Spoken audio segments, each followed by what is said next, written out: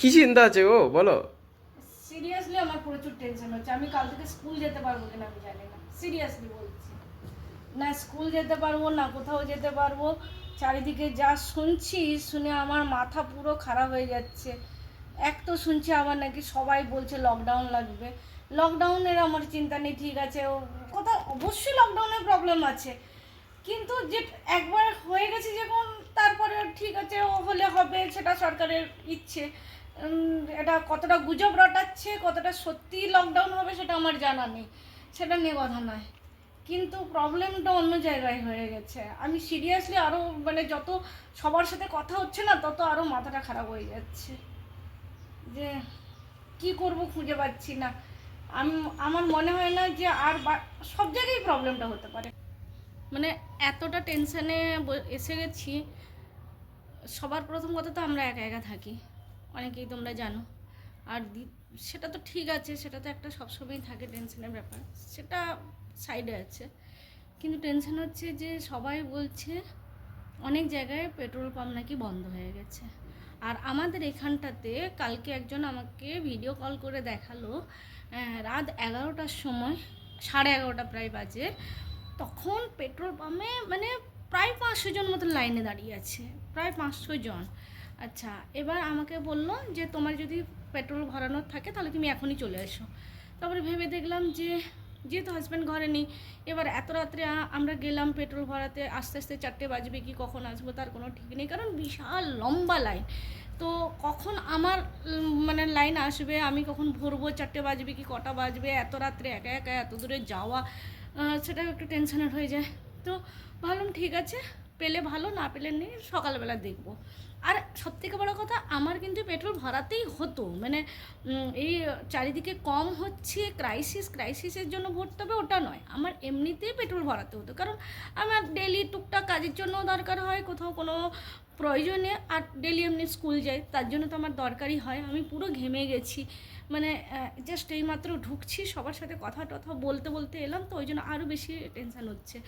তো আজকে যখন সকালবেলা ভাবলাম একটু পেট্রোলটা ভরিয়ে নিব, কারণ একদম লাল দাগে এসে গেছে, তো যে কোনো মুহূর্তে বন্ধ হয়ে যাবে। পেট্রোল পাম্পের সামনে দিয়ে আমাদের যেতে হয় আমার স্কুলটা। তো যখন যাচ্ছি দেখছি প্রচুর ভিড়। আমি বললাম এখন যদি আমি পেট্রোল পাম্পে লাইন লাগাই তাহলে আমার স্কুল যাওয়াটা দেরি হয়ে যাবে, তো আসার সময় আমি ভরে নেব। কিন্তু আসার সময় দেখি আরও ভিড়, মানে ট্রাক থেকে শুরু করে গাড়ি থেকে শুরু করে সমস্ত কিছু, বিশাল লম্বা লাইন। তো তখন বললাম ঠিক আছে, পরে ভরবো, কারণ এখনও এত, মানে আমি একটু ব্যস্ততার মধ্যেও ছিলাম, আর এত লম্বা লাইনের মধ্যে আমি দাঁড়াতে পারবো না, দিয়ে আমি চলে এলাম। দিয়ে আসার পরে ছেলেকে বললাম যে যা তুই ভরিয়ে নিয়ে, তো সেও লম্বা লাইনে দাঁড়িয়েছিল। কিন্তু লাইনে দাঁড়িয়ে যখন ওর বাড়িটা এলো, তখন ওকে মাত্র 100 টাকার পেট্রোল দিল, যেখানটা আমার লাইনে পুরো লাল, মানে রেড লাইনে এসে গেছে, সেখানে মাত্র 100 টাকার পেট্রোল দিল। মানে এখনকার মতন কাজটা হয়ে যাবে, ঠিক আছে, সেটা নিয়ে কথা নয়, কিন্তু যদি পেট্রোলটা না পাওয়া যায় পরের দিকে, তাহলে আমি স্কুল যাব কি করে, বা আমাদের যে টুকটাক দরকার সেই সব, মানে একটা কি হয়, যতই সমস্যা হোক বাইরের, যেমন যখন লকডাউনও হয়েছিল বা কিছু, হাজব্যান্ড সঙ্গে থাকলে না, বা ঘরের ফ্যামিলি মেম্বার্স যদি সেরকম কেউ থাকে, তাহলে এত চিন্তা হয় না।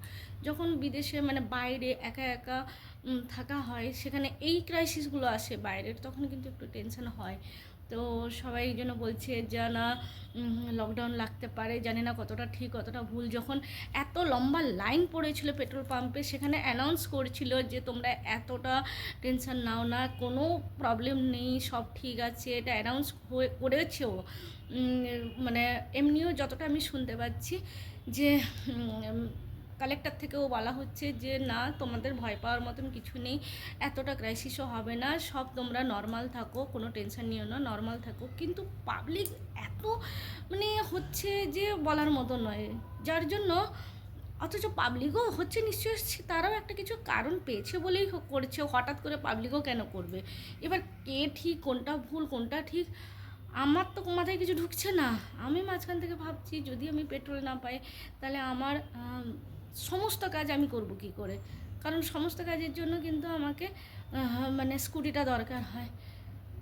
তো সেটাও চিন্তা, পেট্রোল, তারপরে লকডাউন বলছে, তার জন্য বলছে যে জিনিসপত্র ঘরে যেটা বেসিক নিড আছে, মানে চাল ডাল যেরকম বেসিক যেটা নিড আছে সেইটা ঘরে বর্তমানের জন্য, মানে বেশি স্টক নয়, যেটা নর্মাল দরকার।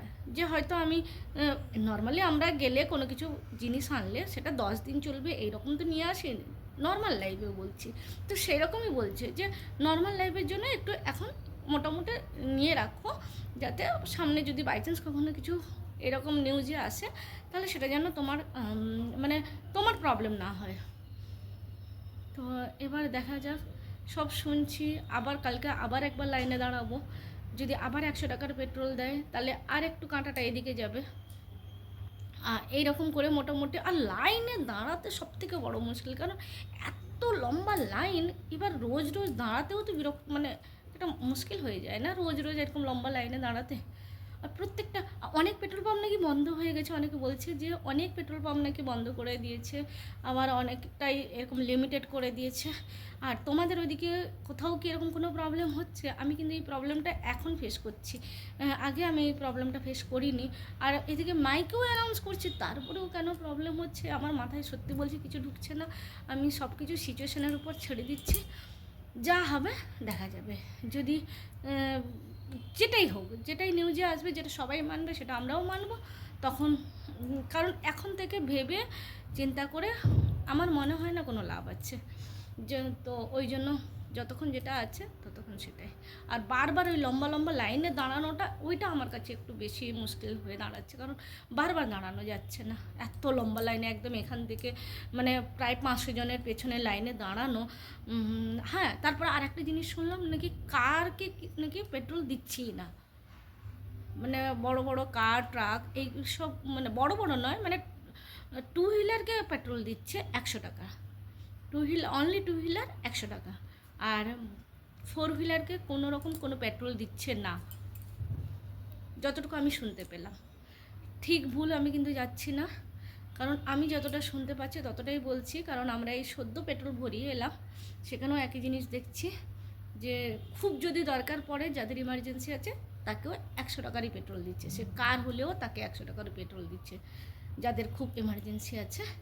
নাহলে কিন্তু কারওয়ালা, অনেক জায়গায় কারওয়ালাকেও দিচ্ছে না, টু হুইলারকেই দিচ্ছে। এরকম কী সিচুয়েশান, সত্যিকারে ভাবতে পারা যাচ্ছে না। যদি এরকম সিচুয়েশান হয় তাহলে একটু টেনশনের ব্যাপার আছে। যা সত্যি যদি কিছু প্রবলেম না থাকে, প্রবলেম থাকার কথা নয়, আমাদেরও যতটা মনে হচ্ছে যে এতটা প্রবলেম নয়, মানে পাবলিক যেভাবে জিনিসটাকে নিয়ে উঠছে, টেনশন হচ্ছে,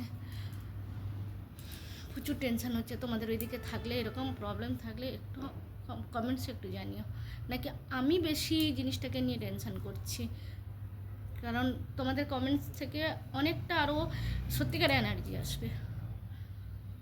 না, আমি চেঞ্জ করি, অনেক দেরি হয়ে গেছে, এখন সন্ধে 7টা বেজে গেছে, এখনও স্কুলের ঘড়িও খুলিনি, এই মাত্র জাস্ট এসে মাথায় হাত দিয়ে বসে গেছি।